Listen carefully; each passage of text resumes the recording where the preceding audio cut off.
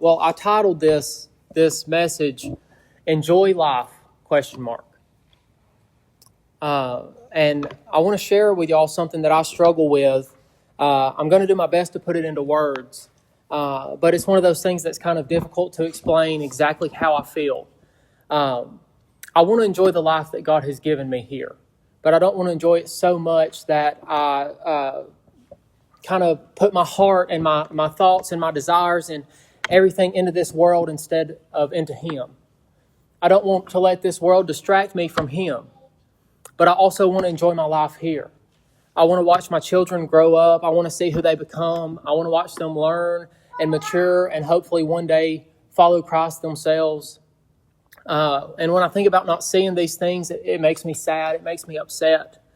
And sometimes I find myself wondering if I should feel that way. I know that if I was not here to see those things, I would be with God, but it still makes me upset to think that I won't or that I wouldn't. And I love being married to Sierra. It's one of the greatest blessings God has ever given me is marriage. It honestly blows my mind how two people that have not been connected at all can come together in marriage and literally become a part of each other. Like when we are apart, I feel like a part of me is missing. I really feel that way. And I want to spend as much time as I can with her. I want us to grow old together, and as we grow in age, we also grow in unity and togetherness, in love. I want to see those things, and the possibility of me leaving her behind or her dying and leaving me behind, that makes me sad. And I wonder if I should feel that way, because I know if I left here or if she left here that we would be with Christ. So I find myself kind of wrestling with these thoughts and how much should I love this life? How much should I enjoy the blessings God has given me? Is it wrong to want more time here with my wife and children? Or should my desire be for Christ's return or for my own death so I can be with Him? And as I studied for this lesson, I found myself asking God these questions. Like, is there an issue in me that I don't long for your return enough? Or that I don't long for my own death enough to where I can be with you? Is there an issue with me? Or do I love the blessings here too much? Do I want to spend too much time here? I'm wrestling with all these things, and we're probably all familiar with it, but in Philippians chapter 1, verses 21 through 23, if you want to turn there, this isn't where we're going to camp out for a while, but Paul makes a statement here, and it's a statement that I struggle with. Philippians 1, verses 21 through 23. He says, "For me to live is Christ, and to die is gain. If I am to live in the flesh, that means fruitful labor for me. Yet, which I shall choose, I cannot tell. I am hard pressed between the two. My desire is to depart and be with Christ, for that is far better." And I believe Paul is right here, but I struggle to honestly say those words in my own heart. I struggle to honestly say those words in my own heart. To live is Christ and to die is gain. I believe every word of it. I know it's true. I know Christ is my Savior, and I know where I'm going when I die. I know that my life with Him will never end. I know these things. I believe these things. But if I'm honest, there are times when it's difficult, when it's hard to say these words with the same conviction that Paul has, when it's hard to say to live as Christ and to die as gain, because it doesn't seem like it's gain sometimes. When I think about my wife and my kids and how much I love them and want to spend time with them, it's hard to say to die is gain. And I don't say these things to doubt God's word. I'm not trying to doubt His word. I'm not trying to doubt anything that He has done for me. But I say them because I'm honestly trying to examine my own heart. And that's what the Lord prompted me to do in this. I think this message is for me. I hope y'all get something out of it.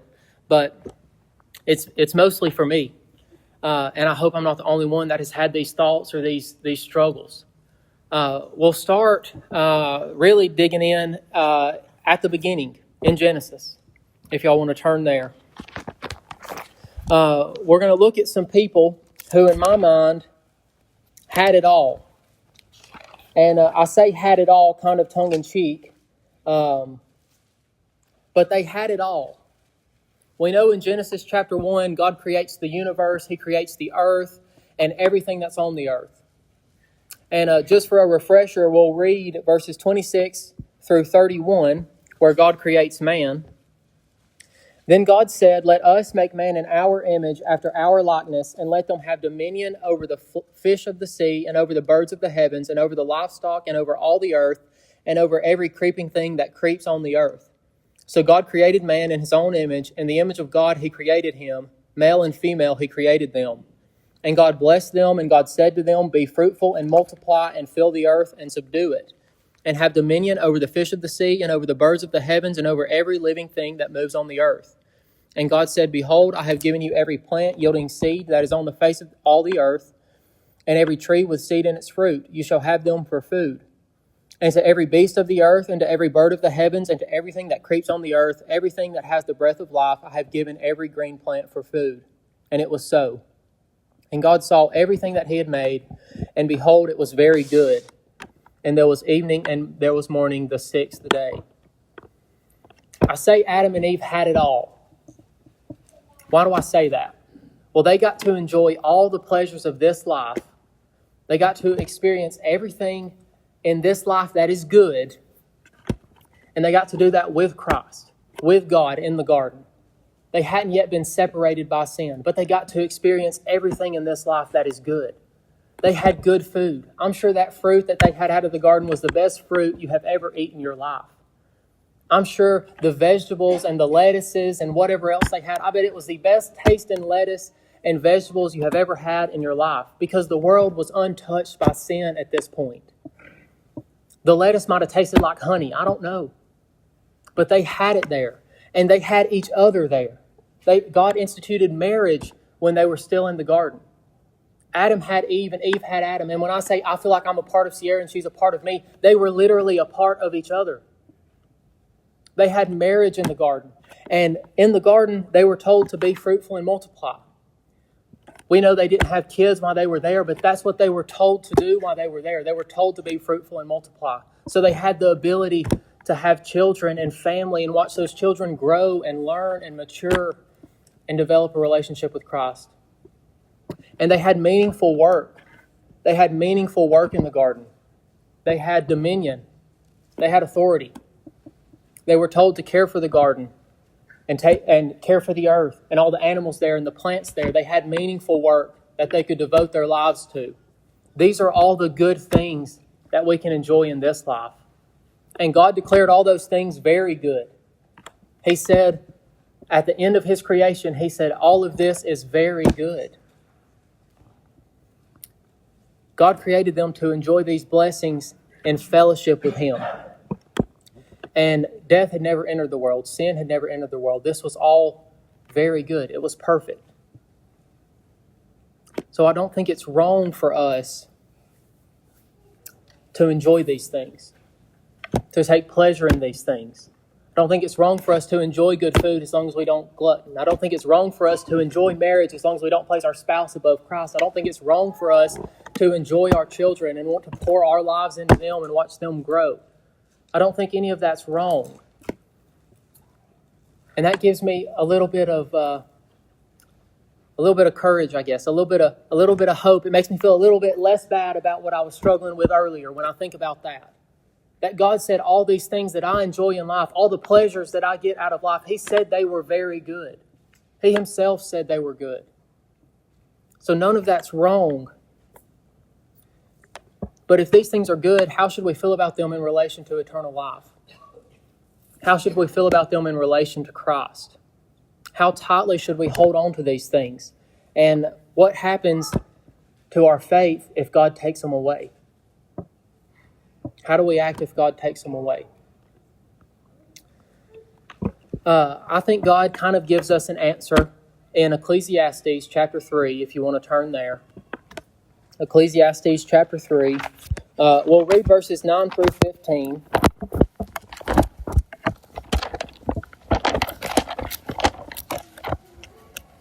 This book here, most people, and I agree with them, believe it was written by Solomon, David's son.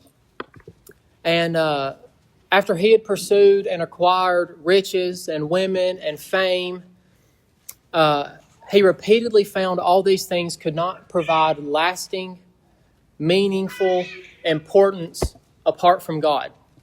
Throughout this book, if you'll go home and read it, he says many times, vanity, vanity, striving after the wind, when he's talking about earthly things. Vanities of vanities, striving after the wind. He says that many times in here. But he also says this here in verses 9 through 15. What gain has the worker from his toil? I have seen the busyness that God has given to the children of man to be busy with. He has made everything beautiful in its time. Also, he has put eternity into man's heart, yet so that he cannot find out what God has done from the beginning to the end. I perceive that there is nothing better for them than to be joyful and to do good as long as they live. Also, that everyone should eat and drink and take pleasure in all his toil. This is God's gift to man. I perceive that whatever God does endures forever. Nothing can be added to it, nor anything taken from it. God has done it so that people fear before him. That which is already has been, that which is to be already has been, and God sees what has been driven away. He says, what gain has the worker from his toil? I have seen the busyness that God has given to the children of man to be busy with, and he has made everything beautiful in its time. If you read right before this, we're not going to read it tonight, but Solomon wrote a poem about this. He wrote a poem about a time for everything. And he lists off many things here. He's a time to be born, a time to die, a time to plant, a time to pluck up, a time to kill, a time to heal, a time for war, a time for peace. He's talking about everything happens in its time. And then right after that, he says that God makes everything beautiful in its time. And time's a key word there. You see, my marriage will eventually come to an end. My children will eventually come to an end. My life will eventually come to an end.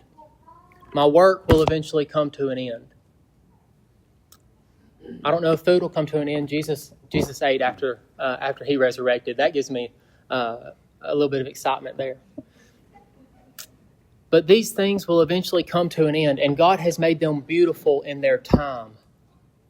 But we have to realize that they will end. They're not eternal.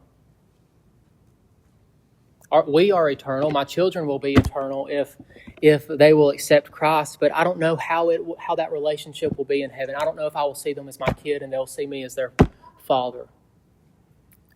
And Jesus says that marriage won't be a thing in heaven. So these things will come to an end. But God has made them beautiful in their time. And then if we keep reading, also he has put eternity into man's heart, yet so that he cannot find out what God has done from the beginning to the end. This says two things to me. We can't possibly know all there is to know about God. We can't possibly know. It's just too complex to understand. He's just too big. He's just too incredible. We can't possibly know. And it also says, it's not my job to determine when it's time for this beauty or for that beauty, or when for this beauty to come to an end. It's not my job to know. The pleasures of this life, it's not my job to know when it's time for those. It's not my job to know when it's time for those to come to an end. But he says that God has put eternity into man's heart. We were made for more than this world. It's not our time to know how big God is, how God does all the things he does. It's not our job to know when it's time for this or time for that, or time for our life to come to an end. But we do know that he wrote eternity on our hearts. We were made for more. There's more than just the temporary things here. The beautiful time that we have here, there's more than that. We were made for more than 70 or 80 years of life. We were made for more than food, more for work, more than marriage. We were made for more than children. Those things are good gifts. But there's something in us that longs for something greater, something permanent, something that longs for God. And that's because he has put that eternity into our hearts. I hope my time doesn't come to an end soon. I do. And if that's wrong with me, then I'm sorry. But I want to see my kids grow up, and I want to see mine and Sierra's marriage flourish. But I know that He's put eternity in my heart, and He's secured my future. Solomon goes on to say, I perceive that there is nothing better for them than to be joyful and to do good as long as they live. Also that everyone should eat and drink and take pleasure in all his toil. This is the gift of God to man. We will never fully understand God's purpose. We will never fully understand why He says it's time for this, it's time for that. We can't understand. And rather than become consumed with what we can't understand, with these answers that these questions we'll never have an answer for, I think we can take hope in this. We can listen to what God is saying to us here. We should be grateful to receive the gifts that God has given us. I should be grateful to receive the gift of marriage that He has given me. I should be grateful to receive the children that He has given me. We should be grateful every time we receive the food that He has seen fit to give us. It all comes from Him. Drink and take pleasure in all this toil that we go through, because it's a gift of God. He didn't have to give it to us, but He did. He let us enjoy the very good things that He created from the beginning while we're here. It's His gift. And it's not wrong for us to enjoy those. They're good. They're worth enjoying. And then in verse 14, I think Solomon shifts his focus. He shifts the focus from us more to a focus on God. He says, I perceive that whatever God does endures forever. Nothing can be added to it, nor anything taken from it. God has done it so that people fear before Him. God has done it so that people fear before Him. This word here for fear is marvel, or people awe at Him. They marvel at Him. Every pleasure in this life is a gift. And we should look around at the gifts that He has given us. And we shouldn't be so focused on the gift that we forget the gift giver. We shouldn't be so focused on our children that we forget that they are a gift of God. We can't be so focused on our marriage we forget it's a gift of God. We can't be so focused on the gift that we forget who gave us that gift. We can't forget Him. We should marvel before Him when we see this beauty that's all around us. We should marvel before Him when we see the beauty. Does that make sense? The food, the work, the marriage, the family, the beauty in creation, all of that is very good. And it should point all of us back to God. I think this verse is the next verse, if you want to go there. That which is already has been, that which is to be already has been, and God seeks what has been driven away. Solomon is primarily speaking about God's sovereignty over time and history here. But when I read this, it reminds me of something greater. When he says, God seeks what has been driven away, that makes me think of me. That makes me think of me. It makes me think of Adam and Eve, and it makes me think about every person that has come after them. When they sinned in the garden, they were driven away. They could no longer enjoy the presence of God the way that they used to. They could no longer walk with Him in the cool of the day. They were driven away. Sin drove us away from the presence of God. But He allowed us to experience the beauty of this world anyways. But we have to experience apart from Him. We had to experience it apart from Him.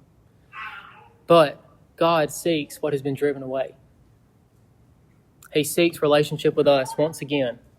That's the beauty in this world. That's what matters the most, that He seeks us again. We have the beauty of marriage in its time. We have the beauty of children in its time. We have the beauty of food in its time. All the pleasures that come from this life in their time. But God sought us. And if we will accept Him, we have the greatest beauty, the true beauty that is relationship with Him.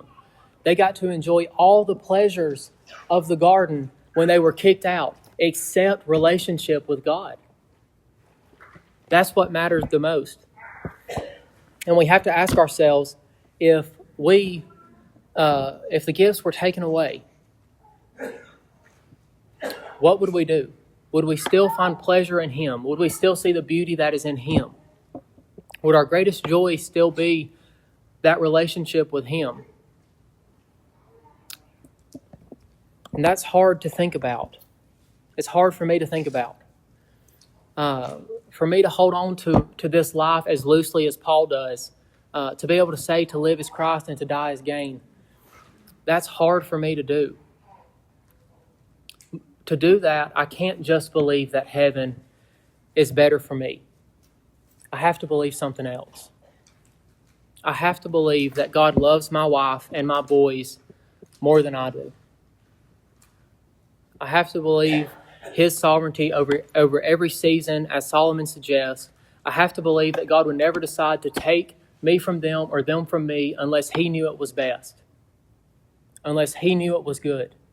That's what I have to believe. To be able to say what Paul said with the same conviction that he did, I have to believe that God would not do anything to harm me or to harm them. And for us to get to the same place that Paul did, I think that's what we have to believe. The answer, of course, is not to love our spouse less or love our children less. The answer is we need to recognize where those gifts came from, and we need to trust Him that He knows what's best. The joy we find in them should always lead us back to Him, and we should be grateful for every minute that we get with the pleasures of this life. I think maybe we enjoy good food and meaningful work and marriage and raising kids and the beauty of creation.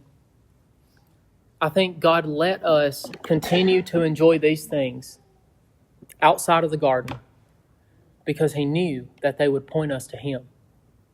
He knew they would. Jesus talks about how He's the groom and we're the bride, and He talks about how the Father in heaven has adopted us as sons. All of these things that God Himself uses as metaphors of relationship with Him, they're things that God left us here to experience and enjoy. He talks about this Word being the bread of life. Like all of these things that God left us to enjoy when we were kicked out of the garden are supposed to point back to Him. That's why He mentions them over and over again in His Word. This life in itself, as much as we can enjoy it while we're here, it should drive us to Him. We can't focus so much on the gifts that we forget the gift giver. I know some of y'all here have lost spouses or children, people you love, and I'm not going to pretend to understand how that felt. I don't know how hard that was. I can't stand up here and say that I know that kind of pain. That grief and mourning is real. It's real. And I don't think God would want to minimize it or negate it. But you've got to believe that this is still true. You've got to recognize the gift was real. It was a gift from God, but the giver is still good. And what God has done for you endures even when the gift is gone, because He has given you the greatest gift, that is relationship with Him. He has given you back what you lost when Adam and Eve were kicked out of the garden. I'll say this and be done, and I know it's short tonight, but if we lose the gifts but still have Christ, we possess the greatest gift. If we keep every gift and lose Christ, we've lost everything.